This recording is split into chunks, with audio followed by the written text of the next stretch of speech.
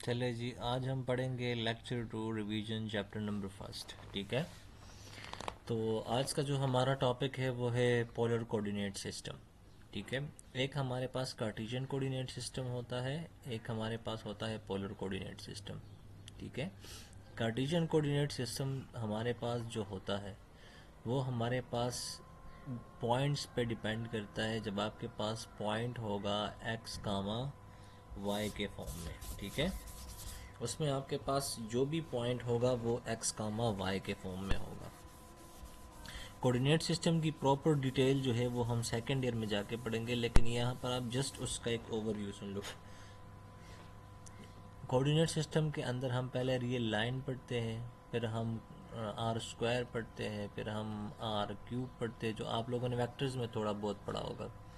तो जब हम आर स्क्वायर की बात करते हैं तो आप किसी भी पॉइंट को, सपोज अगर मैं 3, 4 पॉइंट को फाइंड करना चाहूँ तो 1, 2, 3, वो कहते हैं कि 3 स्टेप एक्स एक्सिस पे चले जाओ और 4 स्टेप्स वाई पे चले जाओ। 1, 2, 3, 4, तो 3 के सामने आप एक डॉट लगा दो जो कि इसके सामने होगा ये। ठीक है, तो वो कहते हैं कि ये जो पॉइंट है ये है 3, 4। अब इसी पॉइंट को हम आर और थीटा की मदद से भी फाइंड करते हैं। वो कहते हैं कि 3 आपका हॉरिजॉन्टल डिस्टेंस है, 4 आपका वर्टिकल डिस्टेंस है। वो कहते हैं इस पॉइंट तक जाने के लिए ये एक रास्ता तो नहीं है, वो कहते हैं आप ऐसे भी जा सकते हैं। ठीक है, तो ये जो रास्ता है इसको हम कहते हैं आर।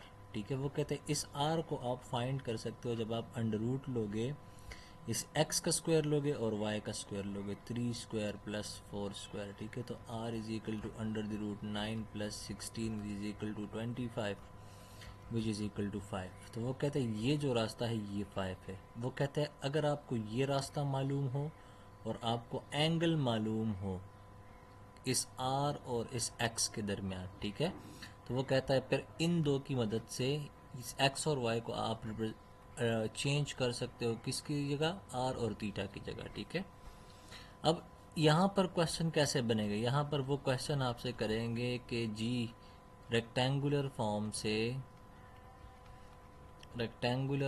से कार्टेशियन पोलर फॉर्म में चेंज कर दो। ठीक है, और या vice versa, means polar form से रेक्टेंगुलर फॉर्म में कन्वर्ट कर दो। ठीक है, तो ये जितना भी कॉन्सेप्ट है ये वाला, ये इसके बाद जो हम पढ़ेंगे, ये complex number in polar form, ये प्रिंसिपल आर्गुमेंट, ये सारा का सारा इन्हीं दो कॉन्सेप्ट्स में यूज़ होता है। ठीक है, रिवर्स के लिए जब आप पोलर से कार्टेशियन में चेंज करते हो, पोलर फॉर्म से कार्टेशियन में जब चेंज करते हैं तो हम प्रॉपर्टीज़ ऑफ कॉम्प्लेक्स नंबर पढ़ते हैं, ये फिर ये हेल्पफुल होती है। और जब आप कार्टेशियन फॉर्म से पोलर फॉर्म में कन्वर्ट करते हो तब आपको आर और थीटा चाहिए। ठीक है, देखो मैं फिर से लिखवा दूं, रेक्टेंगुलर से जब आप रेक्टेंगुलर से पोलर फॉर्म में कन्वर्ट करते हैं, पोलर फॉर्म में रेक्टेंगुलर फॉर्म कौन सा होता है, z is equal to x plus iota y. जब इससे आप इस फॉर्म में कन्वर्ट करोगे, r cos theta plus iota sine theta, जब इससे इस फॉर्म में कन्वर्ट करोगे तो आपको आर चाहिए और थीटा चाहिए। तो आपका आर का जो फार्मूला होता है वो होता है एक्स का स्क्वायर प्लस वाई का स्क्वायर, और थीटा जो होता है वो होता है tan inverse absolute y upon x. ठीक है, ये दो फार्मूले यूज़ करोगे जब आप इस रेक्टेंगुलर फॉर्म को कन्वर्ट करोगे पोलर फॉर्म में। ठीक है, और जब रिवर्स आओगे तब आपको प्रॉपर्टीज़ चाहिए। ठीक है, प्रॉपर्टीज़ चाहिए जब आप पोलर फॉर्म से, मींस इस फॉर्म से जब इस फॉर्म में कन्वर्ट करोगे। ठीक है, तो इस पर अब हम ढेर सारे एग्जाम्पल करने वाले हैं, तो उससे आप लोगों को ये बहुत अच्छा समझ में आ जाएगा। ठीक है, सबसे पहले हम ये पोर्शन पढ़ेंगे। ठीक है, अच्छा जी, प्रिंसिपल आर्गुमेंट और जनरल आर्गुमेंट। प्रिंसिपल आर्गुमेंट जब आप अपने एंगल को रिस्ट्रिक्ट कर दो पाई और माइनस पाई के दरमियान। ठीक है, पाई और माइनस पाई असल में आप इसको ऐसे भी कह सकते हो, आप इसको 0 to 360 डिग्री भी कह सकते हो। ठीक है, इनका कहने का मतलब ये है कि ये आपका पॉजिटिव पाई होता है, ये आपका नेगेटिव पाई होता है। तो वो कहते हैं पाई से बड़ा और नेगेटिव पाई से छोटा, तो ये टोटल 360 डिग्री ही बनता है, ठीक है। आप जब अपने एंगल को इन दो के दरमियान रिस्ट्रिक्ट करोगे तो ये प्रिंसिपल वैल्यू बनती है, जिसको हम कहते हैं प्रिंसिपल आर्गूमेंट, ठीक है। लेकिन अगर आप इसी एंगल के साथ +2 के पाई लगा दो तो ये जस्ट आर्गूमेंट कहलाता है, ये जनरल आर्गूमेंट कहलाता है, ठीक है। इसमें रिपीटिशन होती है और इसमें रिपीटिशन नहीं होती, ठीक है। अब देखो यहाँ पर एग्जांपल देखो, मॉडुलस कहते हैं आर को और प्रिंसिपल आर्गुमेंट वही एंगल है आपका। तो सबसे पहले ये 4 एग्जांपल देखो। एग्जांपल नंबर 1 देखो, एग्जांपल नंबर वन है √3 प्लस अयोटा। अच्छा, इसमें x इज इक्वल टू √3 है। देखो जनरल फॉर्म क्या होता है, x प्लस अयोटा y। तो x की जगह √3 है, plus as it is iota as it is. y की जगह क्या आएगा, y की जगह इधर अगर मैं 1 लगा दूं तो कोई फर्क नहीं पड़ता, y इज इक्वल टू 1। तो अब जस्ट फार्मूला लगा दो, r is equal to √x² plus y²। तो x की जगह √3 आ गया है इधर, और y की जगह 1, तो 3 + 1 √ विच इज इक्वल टू 2। अब tan इनवर्स की बारी है, tan inverse y upon x। तो theta equal to tan inverse absolute y upon x, तो 1 अपॉन √3, और ये बनता है π/6 या 60, मतलब 30 डिग्री, 30 डिग्री या π/6 ये बनता है, ठीक है। इसके लिए मैंने आपको एक टेबल पढ़ाया था, तो आप अपने कोलीग से अगर किसी को समझ नहीं आ रही तो उनसे समझ लो, ठीक है। और इसमें एक और ट्रिक क्या होती है कि आपने दोनों के साइंस को भी देखना होता है। अब ये पॉइंट कहाँ पे आता है, x की वैल्यू भी पॉजिटिव है और y की वैल्यू भी पॉजिटिव। तो इसका मतलब ये कौन से क्वाड्रेंट में है, फर्स्ट क्वाड्रेंट में। तो फर्स्ट क्वाड्रेंट में जो भी एंगल आएगा आप उसको एज इट इज जवाब मान लोगे, ठीक है। देखो क्वेश्चन में क्या है, मॉडुलस फाइंड करो और प्रिंसिपल आर्गुमेंट फाइंड करो। इन्हीं दो इन्फॉर्मेशन को हम इससे नेक्स्ट क्वेश्चंस में यूज करेंगे जब आप रेक्टेंगुलर कोऑर्डिनेट से कार्टेशियन में जाओगे, ठीक है। अब देखो ये कौन से क्वाड्रेंट में है, x की वैल्यू नेगेटिव और y की पॉजिटिव। तो ये कौन सा क्वाड्रेंट होता है, ये दोनों पॉजिटिव होते हैं, ये एक नेगेटिव एक पॉजिटिव। तो जब x नेगेटिव आ जाए और y पॉजिटिव आ जाए तो ये सेकंड क्वाड्रेंट होता है। तो जो भी एंगल आएगा आपका, आप उसको पाई से सब्ट्रैक्ट करोगे। तो -√3 प्लस अयोटा, ठीक है। तो x इज इक्वल टू -√3 और y is equal to 1। Iota के साथ अगर 1 लगा दो तो कोई फ़र्क नहीं पड़ता। तो r is equal to x² plus y²। तो r is equal to √3 plus 1, r is equal to √4 2। Theta equal to tan inverse y upon x absolute. तो theta equal to tan inverse 1 upon -√3। तो absolute के अंदर जो भी होता है वो पॉजिटिव बन जाता है। Theta is equal to tan inverse 1/√3, और 1/√3 हमने इससे पहले भी पढ़ा है कि वो इक्वल होता है 30 डिग्री के या π/6 के, ठीक है। तो ये आपका, अच्छा अब यहाँ पर देखो ये कौन से क्वाड्रेंट में है, x नेगेटिव है y पॉजिटिव है, तो सेकंड क्वाड्रेंट है, ठीक है। देखो फर्स्ट क्वाड्रेंट में दोनों पॉजिटिव होते हैं, इसमें x नेगेटिव y पॉजिटिव, इसमें दोनों नेगेटिव, और इसमें x पॉजिटिव और y नेगेटिव, ठीक है। तो याद रखना, देखो अब इसमें x नेगेटिव y पॉजिटिव, तो x नेगेटिव y पॉजिटिव, तो ये दूसरा क्वाड्रेंट बनता है। तो इसमें हम पाई माइनस थीटा आपका एंगल बनता है, ठीक है। तो हम इसको माइनस कर देंगे, पाई माइनस पाई अपॉन 6, तो ये इक्वल आ जाएगा 5π/6 के। तो ये आपका ओरिजिनल एंगल बनेगा, ठीक है। सिमिलरली ये थर्ड क्वेश्चन, ये थर्ड क्वाड्रेंट में है, तो इसका आर भी वही 2 आएगा और इसका थीटा π/6 आ जाएगा। लेकिन चूंकि ये थर्ड क्वाड्रेंट है तो थीटा माइनस पाई होगा, ठीक है। तो π/6 माइनस पाई, इससे जो भी जवाब आएगा फिर वो आपका जवाब होगा। इससे भी वही आर और वही थीटा आएगा, लेकिन जस्ट थीटा जो थीटा जो आएगा π/6 उसके साथ माइनस लगा दोगे, ठीक है। जब कोऑर्डिनेट्स सेम होते हैं ना, तो साइंस को देखे बिना इनका जो इनिशियल आर है और जो थीटा है वो सेम आएगा। लेकिन जस्ट आप साइन देखोगे कि जिस कोऑर्डिनेट में फिर ये आता होगा उस हिसाब से आप लोग क्या करोगे, इसको चेंज करोगे, ठीक है। क्लियर है ये बात, जिसको समझ नहीं आ रही मैं देखो दोबारा बता देता हूँ।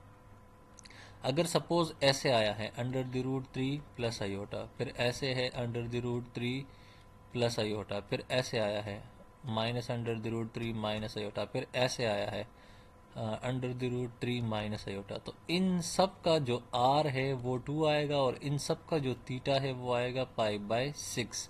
लेकिन इसके लिए ये पाई बाय 6 सेम रह जाएगा। इसके लिए आप इसको पाई से माइनस करोगे, इसके लिए आप थीटा माइनस पाई बाय 6 करोगे, मतलब थीटा माइनस पाई पाई करोगे, means pi by 6 minus pi. और इसके लिए आप माइनस थीटा करोगे, means minus pi by 6। First quadrant के लिए होता है theta as it is, second के लिए पाई माइनस थीटा होता है, सेकंड के लिए थीटा माइनस पाई होता है और फोर्थ के लिए माइनस थीटा बनता है।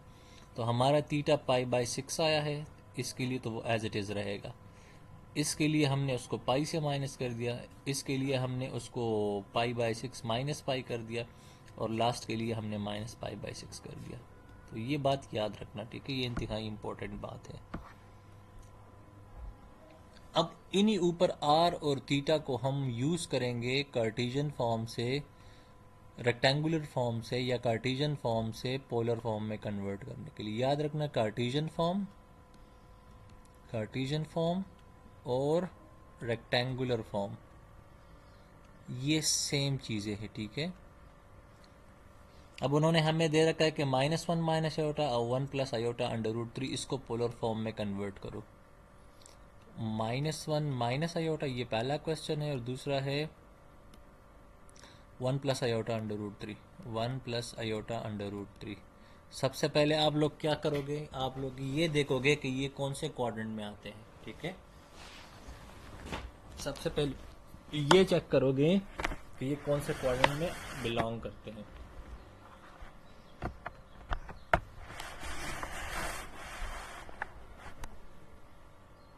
ठीक है, तो देखो सोल्यूशन देखो, x इज इक्वल टू -1 और y is equal to -1। Iota के साथ मैं 1 लगा सकता हूँ ना, तो x प्लस आयोटा y के साथ कंपेयर करो। x की जगह -1, आयोटा की जगह आयोटा और y की जगह -1, ठीक है। तो जब x की वैल्यू नेगेटिव, y की वैल्यू नेगेटिव, तो कौन सा क्वाड्रेंट होता है, थर्ड। इसका मतलब आपका जो भी एंगल आएगा उससे आप थीटा माइनस पाई करोगे, ठीक है। अब r कैलकुलेट करो, r is equal to under the root x square plus Y square, तो under the root -1 square plus -1 square, so under the root 1 plus 1, so r is equal to under the root 2। ये आपकी r की value आ गई, ठीक है। अब theta is equal to tan inverse absolute y upon x, तो theta equal to tan inverse 1/1 बन जाएगा और ये बन जाएगा tan इनवर्स 1। और tan इनवर्स 1 किसके इक्वल होता है, तो tan इनवर्स 1 का मतलब ये है कि जिसपे साइन और कॉस सेम हो। इसका मतलब आपका थीटा बनता है 45 डिग्री, या 45 हमारे पास इक्वल होता है पाई/4 के। लेकिन देखो याद रखना कौन से क्वाड्रेंट में हो, थर्ड। तो आपका ये जो एंगल थीटा आया है, तो आप थीटा से माइनस करोगे पाई, इसका मतलब बनता है पाई/4 माइनस पाई, इसका मतलब ये बन जाएगा -3 पाई/4। तो ये आपका ओरिजिनल थीटा बन जाएगा। अब पोलर फॉर्म क्या होता है, पोलर फॉर्म होता है z is equal to r cos theta plus iota sine theta, ये होता है पोलर फॉर्म। तो z is equal to r की जगह क्या आएगा, r की जगह आ जाएगा अंडर द रूट 2 जो हम निकाल चुके हैं ये यहाँ पर, ये, और ये बन जाएगा कॉस थीटा की जगह आ जाएगा -3 पाई/4 प्लस आयोटा साइन 3 पाई/4, ठीक है, साथ में माइनस लगाओ। अब मैंने आप लोगों को पढ़ाया था चैप्टर नंबर 9 में कि कॉस के अंदर जब माइनस आएगा वो इसको एब्जॉर्ब कर लेगा और जब माइनस साइन के अंदर आएगा वो इसको बाहर ले आएगा। वजह ये है कि ये इवन फंक्शन है और ये ऑड फंक्शन है, ठीक है।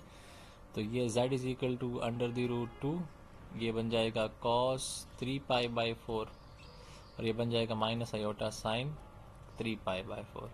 आखिर में इसको जनरल आर्गूमेंट के फॉर्म में लिख देना, इसके साथ भी +2 n पाई लिख देना अगले स्टेप में और इसमें भी। तो z is equal to under the root 2 cos 3 पाई/4 प्लस 2 n पाई, या 2k पाई लिखो, माइनस आयोटा साइन 3 पाई/4 प्लस 2k पाई, ठीक है। तो ये आपका जवाब बन जाएगा। इसके बाद हमारे पास जो दूसरा क्वेश्चन है वो है 1 plus iota under root 3, 1 plus iota under root 3 ये वाला। तो 1 प्लस आयोटा अंडर रूट 3 को अगर आप गौर से देख लो तो x इज इक्वल टू 1 है, y is equal to under root 3 है। तो ये कौन सा क्वाड्रेंट है, एक्स भी पॉजिटिव वाई भी पॉजिटिव, तो ये हमारे पास फर्स्ट क्वाड्रेंट है।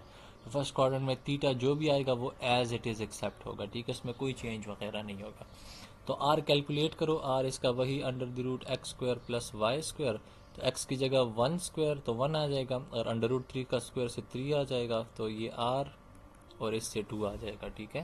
तो आपका आर इज इक्वल टू आ जाएगा 2, और थीटा कैलकुलेट करो, theta equal to tan inverse, दोनों पॉजिटिव है तो 1/√3, और 1/√3 इक्वल होता है पाई बाय किसके इक्वल, पाई/3 के इक्वल होता है, ठीक है। मैंने कैसे आइडिया लगा लिया कि ये पाई/3 के इक्वल है, देखो मैंने आपको ये टेबल बताया था कि 0, 1/2, 1/√2, 3/2, √3/2 और 1। मैंने कहा था कि ये 0 डिग्री, 30 डिग्री, 45 डिग्री, 60 डिग्री और 90 डिग्री। मैंने कहा था साइन के लिए इस साइड से देखो और कॉस के लिए इस साइड से देखो। कॉस के लिए बन जाएगा 0, 30, 45, 60 और 90, ठीक है। तो अगर आप लोग देख लो, तो जब आप साइन 30 लिखोगे, सॉरी साइन 60 जब आप लिखोगे, वो इक्वल हो जाएगा √3/2, और अच्छा ये 1/√3 नहीं, ये √3 डिवाइड बाई 1 है, क्योंकि y/x है ना। हाँ, तो साइन 60 √3/2 के इक्वल हो जाएगा, और कॉस 60 इक्वल होता है 1/2 के, तो ये और ये कैंसिल, तो जस्ट रह जाएगा √3, और साइन 60 अपॉन कॉस 60 किसके इक्वल होता है, टेंजेंट 60 के। तो इसका मतलब इसका एंगल पाई/3 या 60 डिग्री। तो अब लिखो पोलर फॉर्म में, z is equal to r cos theta plus iota sine theta. तो z is equal to r की जगह आ जाएगा 2, और ये बन जाएगा कॉस पाई/3 प्लस अयोटा साइन पाई/3, और अगले स्टेप में इसके साथ आप 2 एंड पाई भी लिख सकते हो। इसका एक और फॉर्म भी है जिसको हम यूलर आइडेंटिटी कहते हैं, ठीक है। देखो मैं, हमारे पास होता है cos theta plus iota sine theta is equal to e power iota theta. तो देखो यहाँ पर थीटा की जगह क्या आया है, पाई/3, तो मैं लिख सकता हूँ ना ई पावर अयोटा पाई/3, और साथ में ये 2 भी आ जाएगा। तो ये फॉर्म और ये फॉर्म, ये दोनों एक ही चीज़ है, ठीक है। अच्छा, इसके साथ अगले स्टेप में 2 के पाई लिख दो बस, ठीक है, वो आपका आंसर बन जाएगा, ठीक है। तो कभी कभार वो एमसीक्यूज में दे सकते हैं कि इसका एक्सपेंडेड फॉर्म क्या होगा, तो वो जस्ट ये होगा। क्लियर। तो ये जी हम कैलकुलेट कर चुके हैं, ये हमने कर दिया। अच्छा, आर्गूमेंट्स के दो प्रॉपर्टी देख लो। आर्गूमेंट्स के दो प्रॉपर्टी है कि argument of z1 multiply z2 is equal to argument of z1 plus argument of z2। Argument of z1 divide by z2 is equal to argument of z1 minus argument of z2, ठीक है। इसका मतलब ये है कि अगर आपके पास दो कॉम्प्लेक्स नंबर है, आप उनको मल्टीप्लाई करो, फिर उसका आर्गूमेंट ले लो, तो वो इक्वल होगा। अगर आप आर्गूमेंट ऑफ z1 अलग फाइंड करो और उसको सम कर दो आर्गूमेंट ऑफ z2 के साथ। ये प्रिंसिपल आर्गूमेंट की बात हो रही है, ठीक है। जनरल आर्गूमेंट स्मॉल से होता है, प्रिंसिपल आर्गूमेंट कैपिटल से होता है। सिमिलरली अगर आप z1 बाय z2 कर लो तो उसका आर्गूमेंट निकालो, वो इक्वल होगा argument of z1 minus argument of z2। देखो आपने दो कॉम्प्लेक्स नंबर की मल्टीप्लिकेशन पढ़ी है ना, सिंपल मल्टीप्लाई करो, इससे एक सिंगल कॉम्प्लेक्स नंबर आएगा, उसका एंगल निकालो, theta equal to tan inverse y/x से, फिर उन दो का अलग अलग निकाल दो और ऐड कर दो, वो दोनों इक्वल आएंगे। सिमिलरली ये भी इक्वल आएगा, ठीक है। अच्छा जी, अच्छा यहाँ पर दो बातें और सीख लो। Argument of positive number, argument of negative number, ठीक है। तो आर्गुमेंट ऑफ पॉजिटिव नंबर देखो क्या आएगा। अगर आप इसको निकालना चाहो ना, तो आर्गुमेंट मतलब अगर मैं कह दूं z is equal to -2 plus 0 iota, yes, और फिलहाल पहले प्लस लिखो, तो ये क्या आएगा, ये जस्ट आएगा +2, ठीक है। तो इसका मतलब x इज इक्वल टू 2 है और y इज इक्वल टू 0 है, तो theta is equal to tan inverse y upon x, means 0/2 और tan इनवर्स, तो ये क्या आएगा, तो theta is equal to tan inverse क्या आ जाएगा, ये 0 आ जाएगा। अब टेन इनवर्स ज़ीरो से क्या आता है, तो इसका मतलब ये है कि मुझे टेंजेंट थीटा ज़ीरो चाहिए, मींस मुझे sine theta upon cos theta is equal to zero चाहिए। इसका मतलब ये है इसका मतलब ये है इसका मतलब ये है कि इसका मतलब ये है कि वो एंगल लिखो जिस पे sine theta upon cos theta zero आ जाए। तो अगर मैं theta is equal to zero लिखूँ तो sine zero upon cos zero, sine zero zero cos zero one, तो इससे आ जाएगा ज़ीरो। इसका मतलब इसका जवाब ज़ीरो आएगा। ठीक है, तो इसका मतलब ये है कि जब आपका अगर कोई पॉजिटिव नंबर हो, एनी पॉजिटिव नंबर, तो उसका जो आर्गुमेंट होता है वो किसके इक्वल होता है, उसका जो आर्गुमेंट होता है वो इक्वल होता है ज़ीरो के। आर्गुमेंट ऑफ नेगेटिव नंबर क्या होगा, आर्गुमेंट ऑफ जो नेगेटिव नंबर होता है, नेगेटिव नंबर, देखो वो क्या होगा। सपोज मैं z is equal to minus two लिखूँ तो इसको मैं ऐसे लिख सकता हूँ minus two plus zero iota. Clear है। अब minus two plus zero iota तो आ गया। अब x इज इक्वल टू क्या है, माइनस टू, और y is equal to zero है। Theta is equal to tan inverse y upon x means zero upon, मैंने अब कहा था कि एब्सोल्यूट लेना तो वो इसको पॉजिटिव बना देगा और ये वही ज़ीरो आ जाएगा। ठीक है, लेकिन मैंने क्या कहा था, अब आप देखोगे कि ये कौन सा क्वाड्रेंट है। देखो x आपका नेगेटिव है, y आपका पॉजिटिव है, तो ये जी सेकंड क्वाड्रेंट बनता है। तो सेकंड क्वाड्रेंट में आप क्या करोगे, जो भी रिक्वायर्ड एंगल है उसको पाई से माइनस करोगे, तो pi minus zero is equal to pi. तो आर्गुमेंट ऑफ जो नेगेटिव नंबर्स होंगे वो आएगा पाई। तो ये याद रहेगा, argument of positive number is equal to zero, argument of negative number is equal to pi. ये दो रिजल्ट्स याद रखना। अगर कोई कहे कि बताओ भी आर्गुमेंट ऑफ 100 क्या होगा, तो 100 क्या है, पॉजिटिव नंबर है ज़ीरो। आर्गुमेंट ऑफ नेगेटिव 100 क्या होगा जी, क्या है ये, नेगेटिव, तो पाई। क्लियर है।